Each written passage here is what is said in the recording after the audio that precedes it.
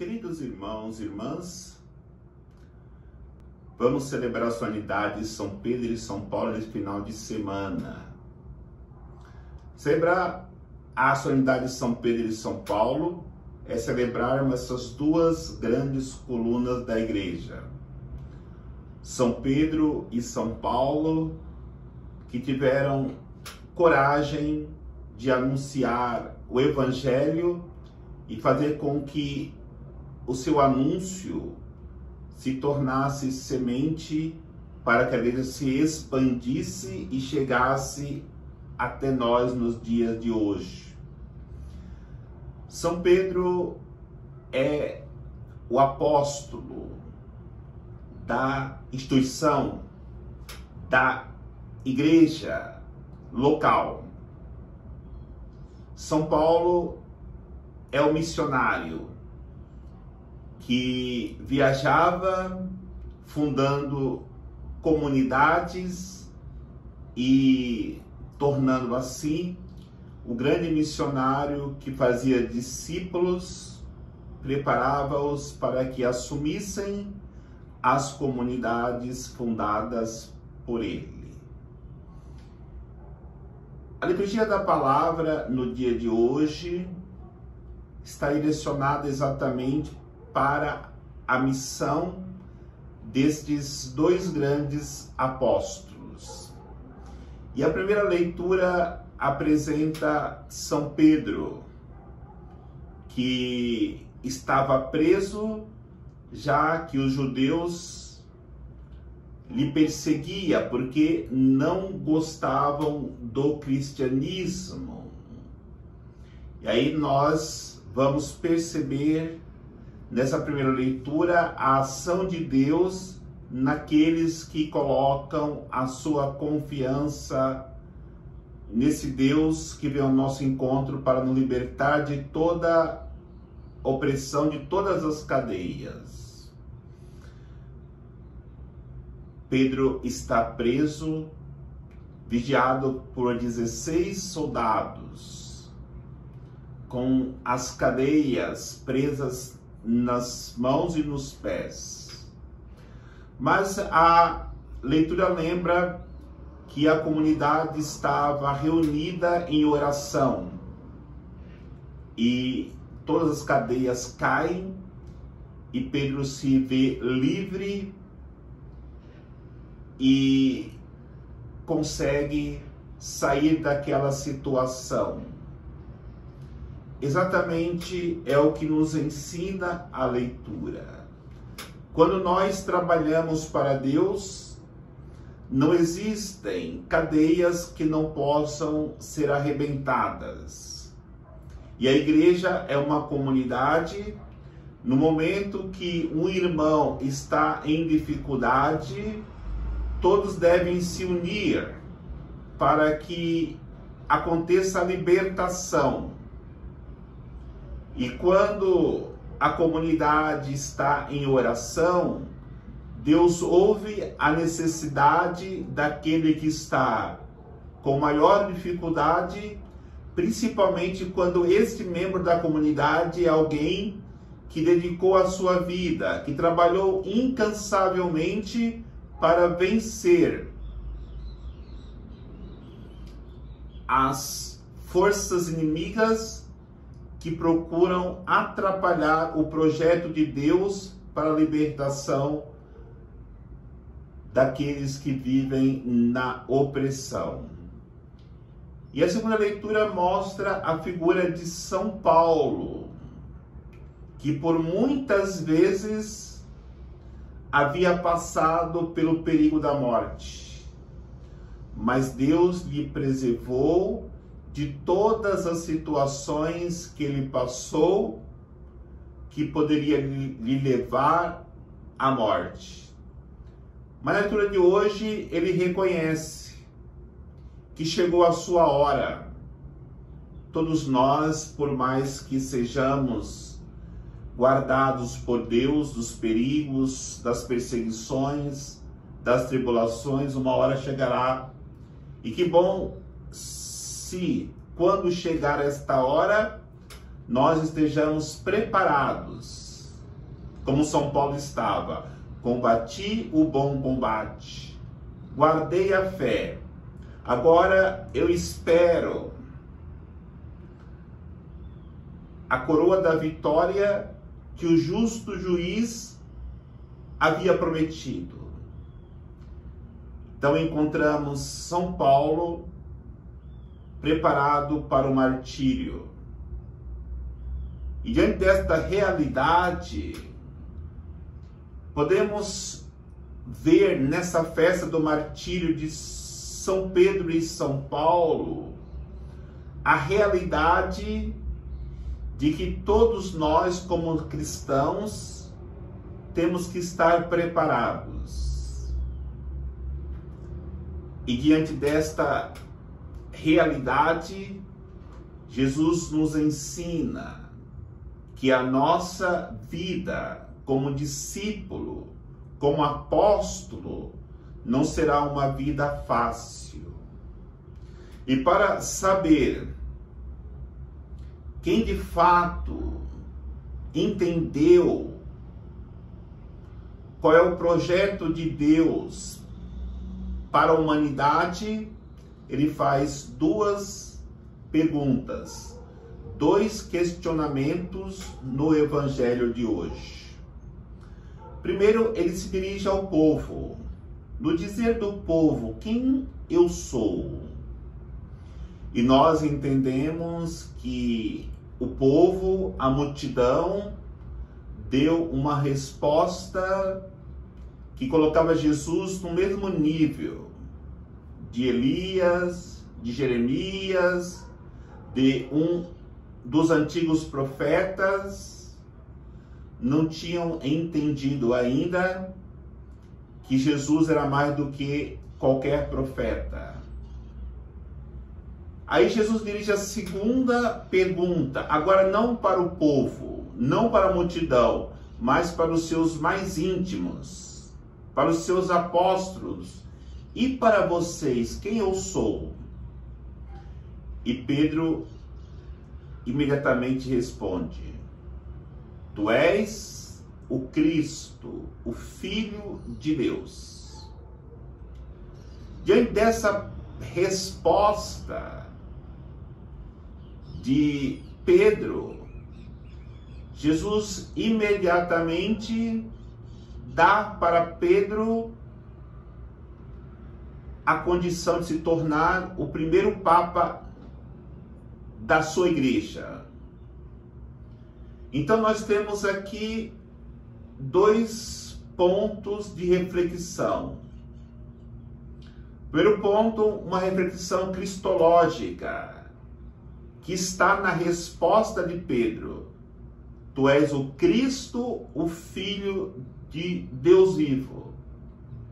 E outro ponto eclesiológico, quando Jesus diz que daria a chave da sua igreja para Pedro e que as portas dos infernos não prevaleceria contra a sua igreja.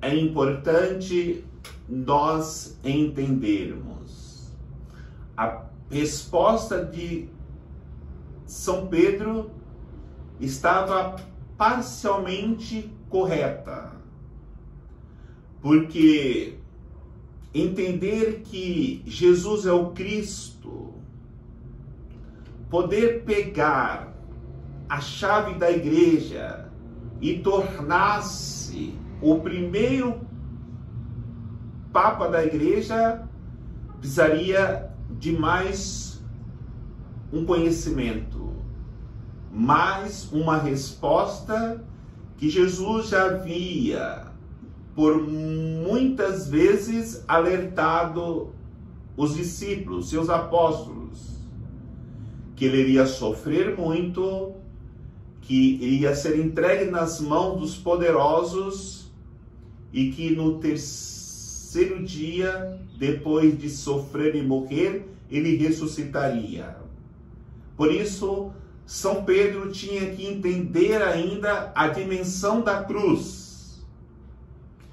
E por não ter entendido isso, embora tenha entendido que Jesus é o Cristo, Filho de Deus, ele, na hora da cruz, disse que não conhecia Jesus. Agora, Jesus sabia da fragilidade de Pedro, como sabe da fragilidade de cada um de nós. No entanto, ele não deixa de confiar em Pedro. Ele não deixa de confiar em cada um de nós para edificar a sua igreja. E aí nós encontramos, no momento que Jesus chama Simão de Pedro, pedra. E esta pedra seria a pedra que iria fazer com que esse edifício, a igreja, se levantasse. Jesus é o alicerce, a pedra fundamental. E Pedro foi a primeira pedra. E nós depois fomos também pedras colocadas neste edifício. Agora, Pedro foi colocado como primeiro papa, São Paulo como apóstolo, como os outros. Eu estou nesse edifício como padre, o bispo como bispo. E cada um de nós estamos colocados aí como catequistas, como alguém que ajuda na liturgia, como alguém que está na evangelização, como alguém que está no canto, tocando ou cantando, como alguém que está no serviço dos pobres. Nós não podemos apenas dizer que Jesus é um dos grandes profetas, porque se falarmos isso, nós estaremos apenas na igreja para receber coisas de Deus e não nos comprometermos com o seu reino. Nós precisamos nos comprometermos com o reino de Deus. E só se compromete com o reino de Deus aquele que se coloca como uma pedra para crescer, para edificar o reino de Deus. É claro que muitas vezes achamos, eu não sou um papa, ou eu não sou um bispo, eu não sou um padre, eu não sou um diácono, eu não sou um religioso ou uma religiosa, ou sou, mas no entanto não me valorizo.